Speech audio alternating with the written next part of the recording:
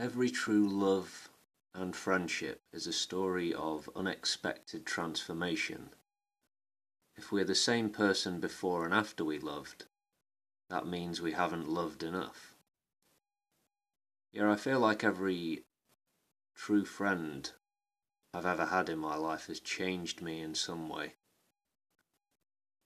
Next one.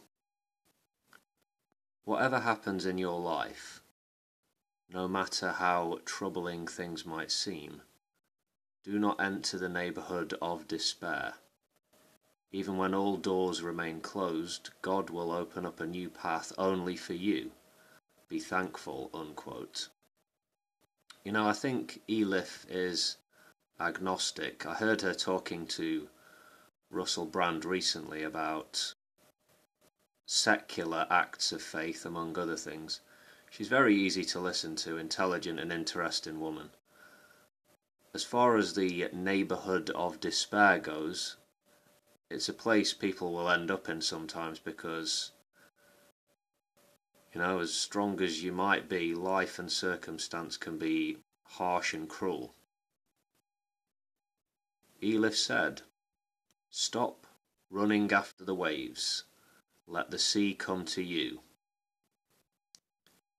That sounds kind of hippie-ish, but I kind of like it. It makes you pause and think, or at least it should, which is what makes a good quote.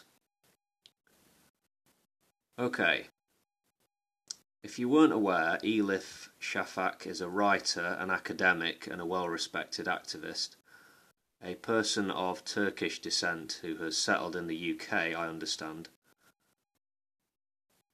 I'd like to read a couple of excerpts from an article she wrote which appeared in The Guardian online last month. Okay. Quote, "Much has been said about the anti-liberal nature of authoritarian populism, but little about anti-intellectualism and anti-feminism.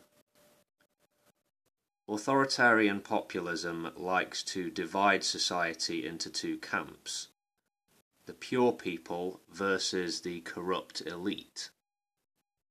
Writers, poets, journalists and scholars are often associated with the latter group.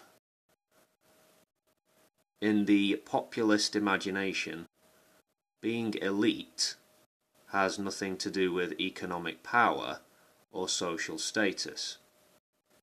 It is about values. In this way, a university assistant who cannot afford a house in the city and has to commute for hours every day but happens to have progressive ideas can be labelled elite, while a hedge fund manager will be called a man of the people if he sponsors populist nationalistic movements," unquote. That is an excellent, well-articulated insight into the authoritarian mindset or worldview. Elif also said, "Turkey's trajectory shows that wherever there is a rise of nationalism and authoritarianism, patriarchy and homophobia are also in the ascendant," unquote. Which is true. And this populism, which clearly spreads a nationalistic, maybe chauvinistic message, is on the rise all over Europe and elsewhere in the world.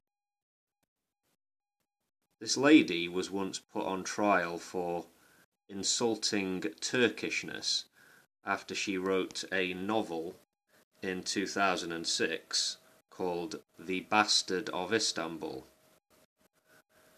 Imagine that you wrote a book, whatever country you happen to be from, and you were put on trial for insulting your nation's culture or its pride. Scary stuff, no? Anyway, I'll link to her website below if you're interested, and on that note, I'll bid you all a lovely day, and I'll see you next time, folks. Peace.